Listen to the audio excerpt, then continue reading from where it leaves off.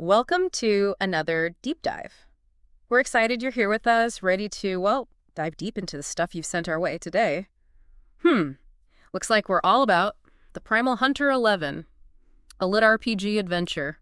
Nice. Yeah, it looks like you sent over the Amazon page and like a little description, an excerpt kind of thing. So the goal, Yeah. to really get what this book, this whole series really, is all about. I think we have a really cool chance here to kind of go beyond just the surface stuff, really figure out why this book and the whole lit RPG thing, why it grabs people so much. For sure. So the Primal Hunter 11, this Nevermore place, things are getting serious there. We're past the leveling up, it seems. Now it's all about these challenge dungeons. What jumps out at you about that shift?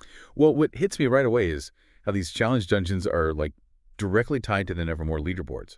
It's not just about getting stronger yourself anymore. It's like straight up high stakes competition for the top spots. So it feels like a whole new chapter, right? All that leveling up, all that early stuff, it's like it's all been leading to this, Got to prove yourself in front of everybody. Kind of like training's over. Now it's showtime, but on a huge scale. Makes sense. And it's not just like competing against, I don't know, random names, right? Jake, our main guy, he's got this rival, El Haken, another chosen like him. Does that personal rivalry, does it change things? Oh, yeah, that personal angle, it's huge. It pulls you in, Yeah. It's not just about numbers on a board. It's Jake having to prove himself against someone he probably knows. Maybe they've got history. Maybe they're both super powerful. It makes it matter more than just points or whatever. And that chosen thing implies some sort of like special group, right? Maybe unique powers, maybe destiny kind of stuff. Makes the whole rivalry a bigger deal. Totally. And these challenge dungeons, they're throwing everything at Jake. Crazy environments, weird scenarios, tons of enemies, duels even. And they specifically mention the labyrinth. When you see labyrinths, what pops into your head? Labyrinths, in this kind of setting, they're usually more than just a maze. Wow. They're puzzles, traps, maybe even like encounters with special rules, guardians, stuff like that. So I think it's bringing back that old school dungeon crawl vibe, Yeah. but in a competition setting. Makes you think, is there a way to beat these labyrinths faster, smarter than everyone else? Definitely add some layers. Yeah. Okay, so for someone who might be new to this whole Primal Hunter thing, or even LitRPG in general, they call it Apocalypse, LitRPG. Can you break that down? What does that usually mean? Sure. Apocalypse lit RPG is basically you take a world and something huge has happened, right? Society's collapsed, aliens invaded, some huge disaster. Yeah. And then you add the rules of a video game, a role-playing game. Got it. So the characters, they level up, get skills, find loot, they choose classes, professions, all that. But they're doing it in this super intense survival kind of world. And then the progression fantasy part, that's all about the character getting stronger, growing, overcoming these crazy challenges. So we see Jake, he starts as a board office worker and he becomes this, apex hunter. Why do you think people love this kind of power fantasy in LitRPG? There are a few reasons, I think. One, it's just fun to imagine yourself overcoming stuff, becoming super strong. Yeah. That's in a lot of fantasy stories, right? But LitRPG adds something. It makes that progress like a real thing. Right. Numbers going up, you can see it, it feels earned. And the multiverse thing, that just blows it wide open. It's like Jake can keep getting stronger forever. The possibilities are endless. Let's shift gears a bit. Let's look at some of the details, the hard facts from Amazon. The Primal Hunter 11 is an Audible audio edition by Zogarth, narrated by Travis Baldry, big name, published by Aethon Audio. It's in all the usual formats, but the audiobook, it's long, 23 hours and 31 minutes. What does that tell you? It's a big story. It's going to be complex, lots of characters, probably a lot of world building going on. For fans who love this stuff, that's a good thing. It's like a vacation. They can really get lost in it. And it shows that the creators, they're really putting in the effort, making something big. It's also book 11 out of 12, so we're getting close to the end of this whole arc, this storyline.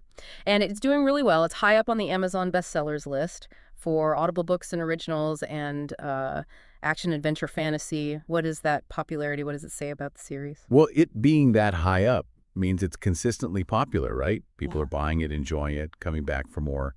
The Primal Hunter has a fan base, a big one, and they're engaged. They're not just buying it and forgetting about it. It also means it's competing with the other big names, the popular stuff in that genre, and holding its own. And speaking of what people are saying, the overall rating is super positive, 4.8 out of 5 stars. Over 5,700 ratings from all over the world. Seems like people are into the story, the action, the adventure. What else are you seeing? Yeah, the AI summary of all the reviews, it highlights a few things that seem to be driving that positive response. Words like readability, Mm. story quality, enjoyment, they pop up a lot. Means the book is easy to get into, and it keeps people hooked.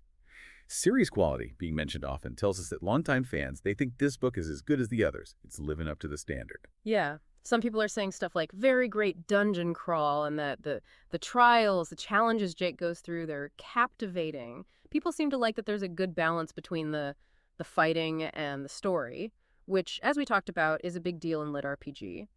They're also mentioning the humor, the exciting fights, Jake growing as a character. Oh, and someone said general game-breaking shenanigans, which I gotta say sounds pretty fun. Classic lit RPG, finding clever ways to bend the rules, maybe. Yeah, that creative and exciting part about the trials, that's interesting. It sounds like the author, they're not just using the same old challenges. They're finding new ways to keep it fresh, keep Jake on his toes, even after 11 books, which is impressive. The writing style overall seems to be working. People like it. But it's worth mentioning, there's a bit of a difference of opinion. Some people felt the explanations were a bit much, kind of detailed, even rambling sometimes. Right. So not everyone is a fan of all the detail, even if it's meant to, make you feel like you're really there. Some people, they might feel like it slows things down. And we see that in some of the reviews. Someone said the last book was just okay. Maybe they weren't as into it. And others, they talked about how long some of the explanations were. It shows you how everyone experiences pacing differently. What works for one person might not work for another. Yeah, for sure. Another thing that jumped out was someone saying the ending felt abrupt, especially for such a long book. Yeah. And one person said they wished the current arc, the storyline, they wished it was finished in this book, in book 11. It shows you how invested the readers are. They have high expectations. It's hard for authors, Yeah. balancing those plot threads, giving people closure, but also setting up the next book. It's a tough job for sure.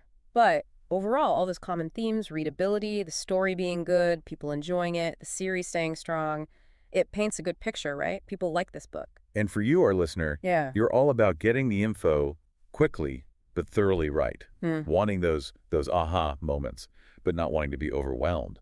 Hopefully this look at the Amazon page, all the details, all the descriptions, it's giving you a good idea of what the Primal Hunter 11 is all about and where it fits in the series. Okay, so to wrap up our deep dive, the Primal Hunter 11, it's a shift. Things are getting competitive. It's all about the leaderboards now.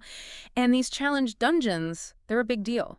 Jake's rivalry with El Haken adds another layer, makes it personal. And the whole Apocalypse Lit RPG thing, this series, it's still delivering, giving people that character growth, those crazy adventures, in a huge multiverse. People mostly love it, but there are some different opinions about the pacing and how much detail there is. And because it's got that mix, those game elements and that strong story, it makes me think about something.